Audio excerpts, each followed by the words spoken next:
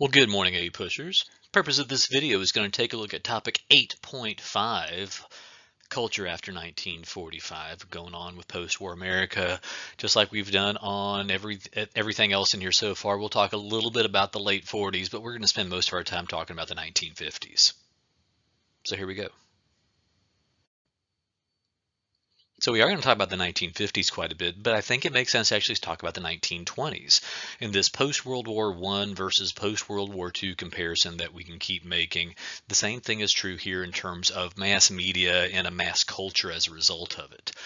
In the 1920s, the radio and movies are really kind of creating through those mass media. They're really creating a national culture really for the first time. So, radio shows and radio stars and movie stars and sports heroes and all this kind of is, there really for the first time in the 1920s. And then this generation of Americans, by the time we get to the 1950s, they go from being like the young and new generation to being the older established generation. It's kind of like the greatest generation. The World War II generation is mixed in with this as well. And so you get like a spot in the late 40s into the 50s where the majority of Americans don't know any other way other than this kind of mass media. So when we're talking about this in the 1940s and 50s, this is really, kind of really tightly connected into like the anxieties of the Cold War. The fact this is a homogenous mass culture means it's kind of conforming, it's kind of uniform, kind of bland for that matter too.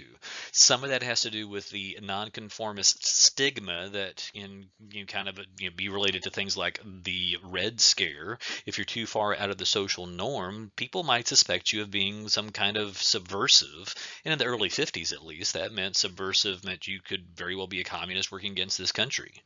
The picture here is another Cold War anxiety. This is a family that is, sitting in a bomb shelter, nuclear fallout shelter, to be more precise. It's not just a family. The guy there on the left, he's actually a salesman, and this is a photo from a series of photos in an advertisement to buy one of these, put it in your backyard kind of fallout shelter so you can keep yourself safe from the nuclear war. So there's a little bit of that Cold War fear of nuclear destruction, a little bit of the fear of communism, some of the things we've been talking about in class. They kind of have this reflection of this consumer culture that's in here because of these changes that have gone on.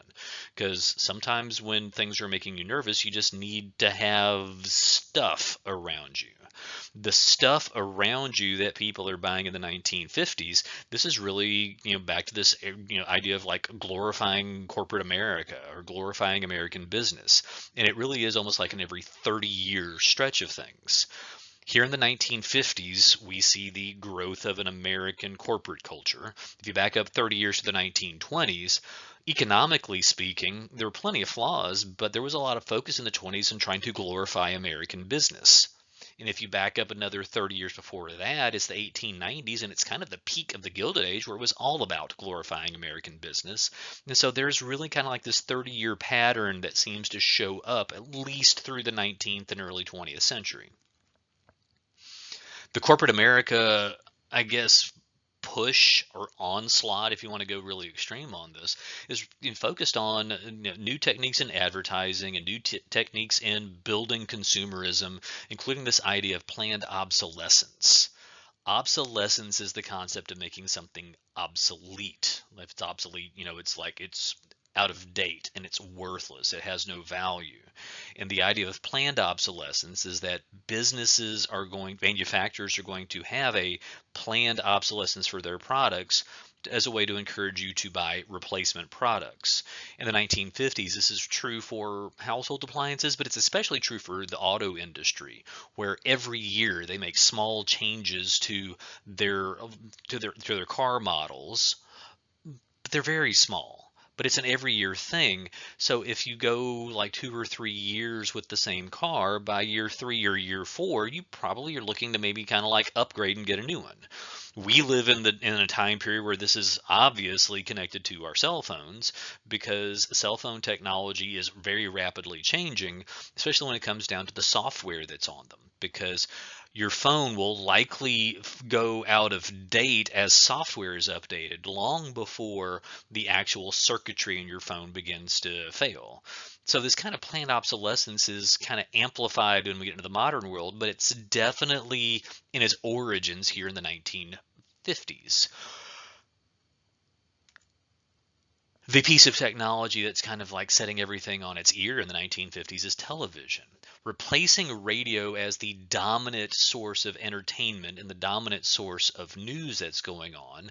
TVs are almost literally in everybody's home. At the beginning of the decade, maybe 10 or 15% of Americans had a television in their household, and by the end of the 1950s, it's 95% of Americans have a television in their household. So being able to watch shows like I Love Lucy, and this is the picture here on the right side. This is, character names Lucy and Ricky Ricardo. This is like they have like what's regarded by some folks as being the most successful television sitcom ever. In real life, they are a married couple, Desi Arnaz and Lucille Ball, and they're going to have an influence on media for the next couple of decades. But here in I Love Lucy, the general storyline is that they are a married couple with a small family in New York City, and they are, well, Ricky is he's an entertainer, he's a musician, he's a band leader, and Lucy is a housewife that is always looking to have a little bit more meaning in her life. She wants a job, she wants to be in the entertainment industry in some areas, but she wants to have like some sort of social like interaction.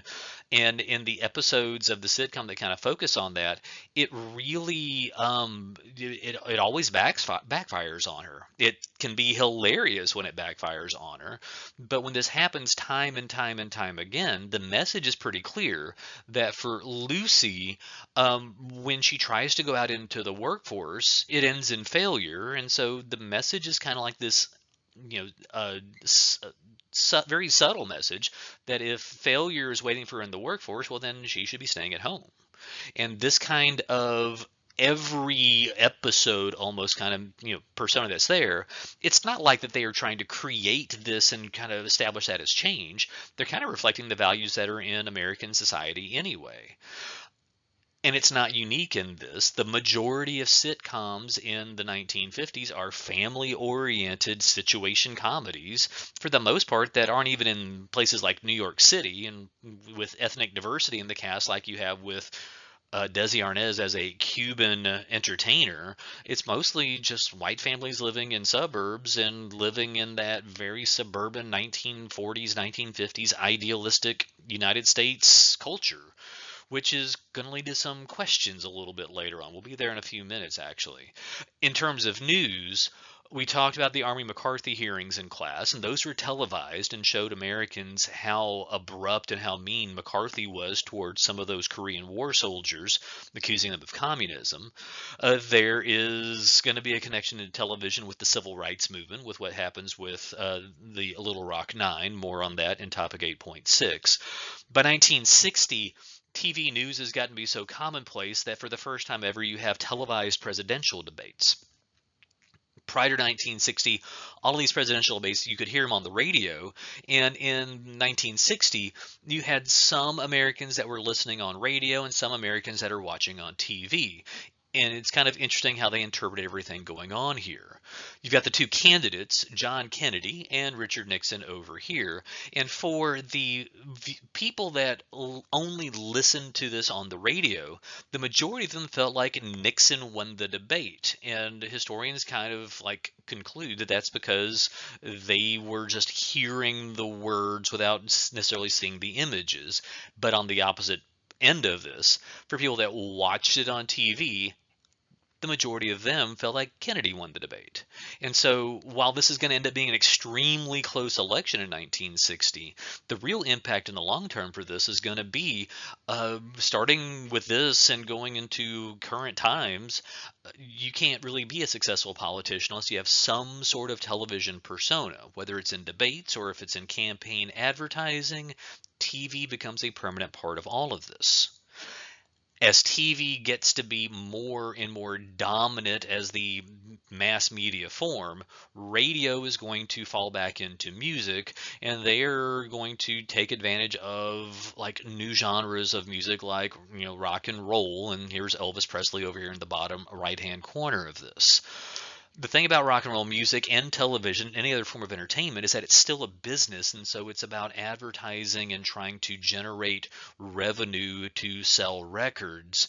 And for Elvis and for other rock musicians in the 50s, it really is kind of targeting teenagers as an acceptable market and, target audience for this type of thing. And so the way I have said this to many, many people before is, prior to the 1950s, teenagers weren't a thing that really existed the way we think about them.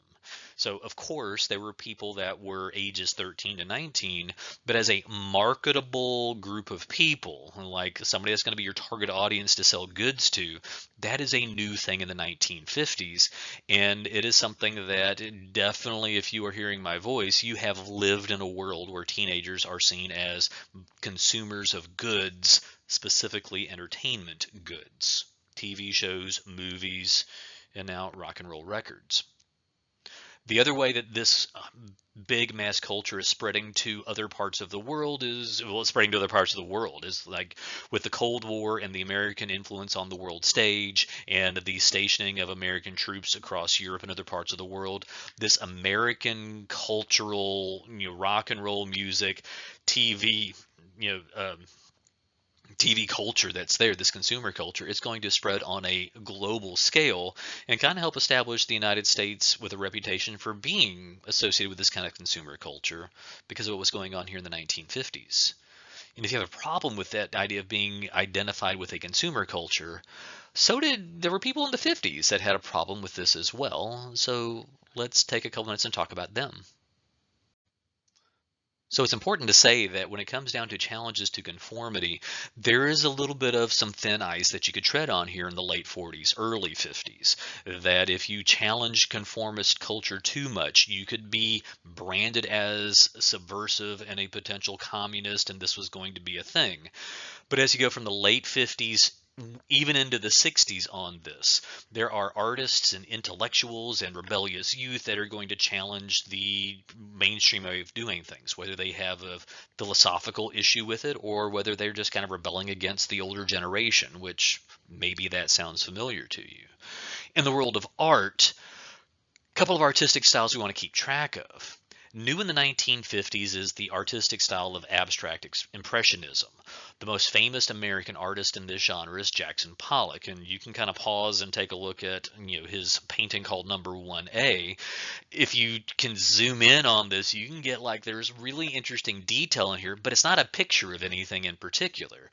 And so this leads some folks to conclude that it's not really art, and Pollock actually, I think, would have been okay with that interpretation because his explanation of this is that it's really up to an individual to determine what they see when they look at it. That if you have to rely on an artist to tell you what it is and what it means, that's very conforming. And in a world where he sees a greater importance of individual interpretation, that is a nonconformist idea, and that is something that is really reflected in impressionist art like this. By the time you get to the 1960s, the style of art is called pop art, where they're going to take some of the icons and some of the symbols of popular culture, and it's going to become a little bit more, transition to more of a fine art kind of style, arguably a fine art style on this. The big artist here in this category is Andy Warhol. And so in the two works here, there is the series of portraits with the different colors there. That's Marilyn Monroe, who is a huge movie star, sex symbol of the 1950s and 60s, somebody that everybody would recognize. And along those same lines, I think majority of people today still might recognize a Campbell's tomato soup can. Warhol says that these are actually pieces of art, not because he created them, but because they hold some sort of symbolic importance. Marilyn Monroe's symbolic importance is glamour, and when it comes down to the Campbell soup can, that symbolic importance is comfort. Because when you don't feel great, I mean, bowl of soup sounds perfect, and Campbell's soup was the brand name for this, like almost literally the only brand of soup you were going to buy in supermarkets in this mass-produced, conformist kind of society. So he's not going Jackson Pollock and saying you need to rebel against this. He's just pointing out things that I think I tend to agree with, that this kind of conformist culture creates new symbols, and if they're creating new symbols that mean certain things, even if it's a corporate logo, those symbols have to be art because art is symbolism. In the world of literature, there is a literary movement in the 50s called the Beat Generation. I believe that the terminology on this comes from an old Henry David Thoreau concept of the individual has to march to the beat of their own drummer. So the Beat Generation would really encourage you to stay true to your beliefs and try to resist this level of conformity to the point that, and it's like, I know this picture is a little bit on the goofy side, but you can pause and try to zoom in, and like the little cartoon character that's on there, it's actually a pretty decent representation of how beatniks, or like these are the fans of the beat movement, how they would have dressed in the late 50s.